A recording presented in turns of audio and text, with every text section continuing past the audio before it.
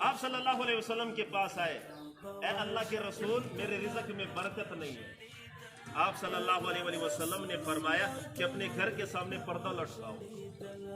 جب پردہ لٹکا ایک ہفتے کے اندر وہ صحابی امیر ہو۔ اے اللہ کے رسول میرا رزق کس وجہ سے تنگ تھا؟ آپ صلی اللہ علیہ وسلم نے فرمایا کہ ایک بے نمازی انسان آپ کے گھر کے سامنے گزرتا، اس کی نظر کی وجہ سے اللہ تعالیٰ نے آپ پر روزی اور رزق بند کیا ہوا تھا۔ ماں بے نمازی، باپ بے نمازی، بیٹا بے نمازی، ہمارے رزق میں برکت کس طرح ہوگی؟ ہماری پریشانیاں کس طرح ختم نہیں ہوگی؟ عمران خان نے مہنگائی لے کر آئی ہے، شہباز شریف نے اتنی مہنگائی لے کر آئی ہے۔ میں کہتا ہوں یہ پرندے جو ہے انہوں نے کہیں دکان کھولی ہوئی ہے یا انہوں نے کہیں کوئی کلاڑی اٹھائی ہوئی ہے؟ ان پرندوں کی تجارت کس جگہ پہ ہے؟ یہ خالی پیٹ اپنے گھونسلوں سے نکل آتے ہیں اور شام کو پیٹ بھر کر اپنے گھونسلوں پہ جاتے ہیں۔ ان کا توکل اللہ پر ہوتا ہے، روزی دینے والا اللہ جل شانہ ہے۔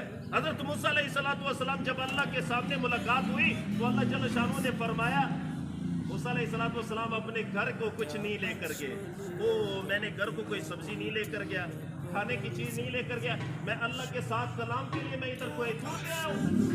اللہ جل شانہ کو یہ بات صحیح نہیں لگی۔ اے موسیٰ علیہ السلام آپ کے سامنے جو پتھر ہے اس پر بیعت عصا کے ساتھ مارو۔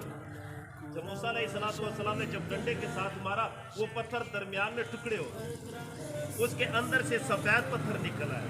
اے موسیٰ علیہ السلام اس پتھر کو بھی مارو، وہ پتھر ٹکڑے ہو کر اندر سے کالا پتھر نکلا۔ اے موسیٰ علیہ السلام اس کو بھی ڈنڈے سے مارو، بیعت اور عصا سے مارو۔ جب موسیٰ علیہ السلام نے اس پتھر کو مارا وہ پتھر جو ہے ٹکڑے ہو کر اس کے اندر ایک کیڑا تھا، سبز پتا اس کے منہ میں تھا۔ سبحان اللہ۔ اے اللہ پتھر کے درمیان بھی تو رزق اور کیڑے مکوڑوں کو مخلوق کو روزی پہنچاتا ہے۔ اللہ جل شانہ نے فرمایا یہ اتنی تعجب کی بات نہیں ہے، کیڑے کی بات سنو، کیڑا کہتا کیا ہے، کون سا ذکر کرتا ہے؟ وہ کیڑے نے جب آواز لگائی سبحان الذی یرانی ویسمع کلامی ویعلم مکانی ویرزقنی ولا ینسانی، رزق دینے والا اللہ ہے، مجھے پتھر کے اندر بھی نہیں بلاتا، وہی روزی مجھے پہنچا رہا ہے، میرے مقام کا بھی پتہ ہے، میرے جگہ کا بھی پتہ ہے اور میرے ذکر کو بھی سنتا ہے۔ یہ کیڑا یہ سوال کرتا ہے، مگر ہم کہتے ہیں ہم نے کوٹھیاں بنائی، بنگلے ہم نے بنائے۔ نہیں نہیں نہیں میرے پیارے عزیز دوستو، یہ چھوٹے بچے جو ہے ان میں 5 وہ زبردست، آخری بات میں کہنا چاہتا ہوں، 5 زبردست عادتیں ہیں۔ سب سے پہلی عادت یہ ہے، اگر چھوٹے بچے کو کتنا بھی خوبصورت اعلیٰ قسم کا سوٹ پہناؤ وہ مٹی کی طرف بھاگنے لگے گا، اس لیے کہ ان میں تکبر نہیں ہے، غرور نہیں ہے۔ آدمی کو تکبر اور غرور نہیں کرنا چاہیے۔ ہم کہتے ہیں اللہ اکبر، اللہ سب سے بڑا ہے، میں کوئی نہیں بڑا۔ جب ہم نے سجدہ کیا ہے کس کے لیے؟ ہم تو کہتے ہیں ہم تکبر 2-3 پیسے 1 لاکھ 2 لاکھ ہمارے گھر میں ہمارے اکاؤنٹ میں آ جاتے ہیں تو ہم کہتے ہیں کوئی اور مجھ کو سلام کرے، میں کسی اور کو کیوں سلام کرتا ہوں؟ ہم نے تکبر پیدا ہوتا ہے۔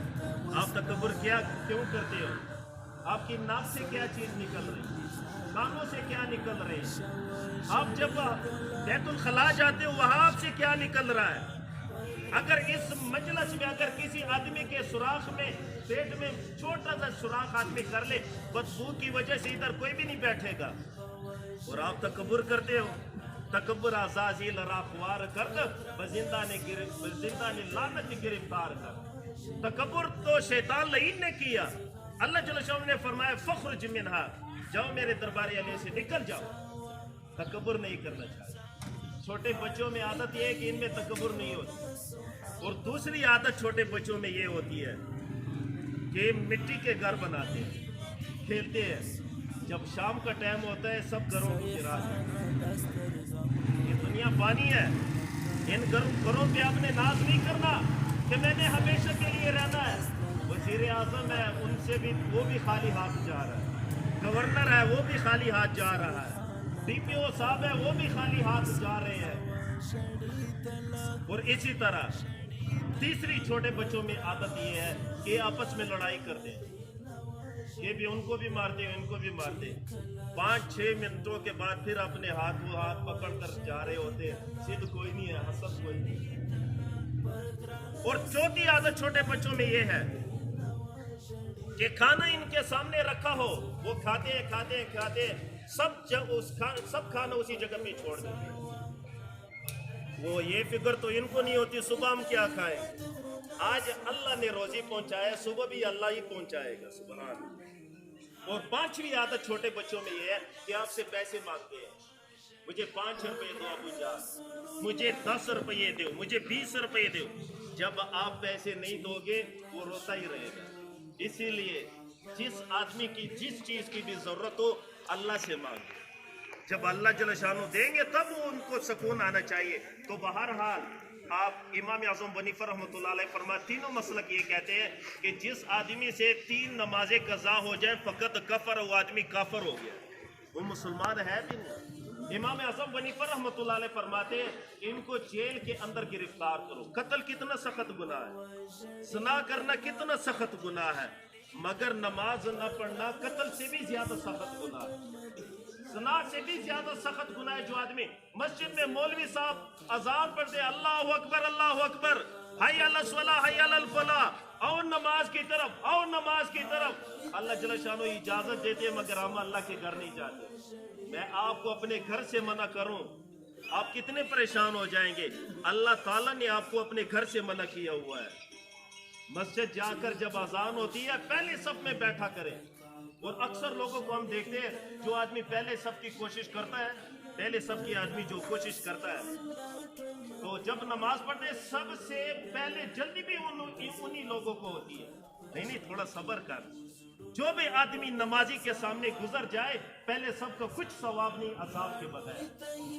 तो आदमी पहले सबकी कोशिश करे, थोड़ा इंतजार करो। सवाब कमाना चाहते हो, पीछे वाले नमाज से फारग होकर वापस निकल जाए। हम अक्सर जुमे की नमाज में देखते हैं, हाँ जुमे की नमाज में हम मुसलमान हो जाते हैं, सुभान अल्लाह। बाकी नमाजों में हम काफिर हो जाते हैं।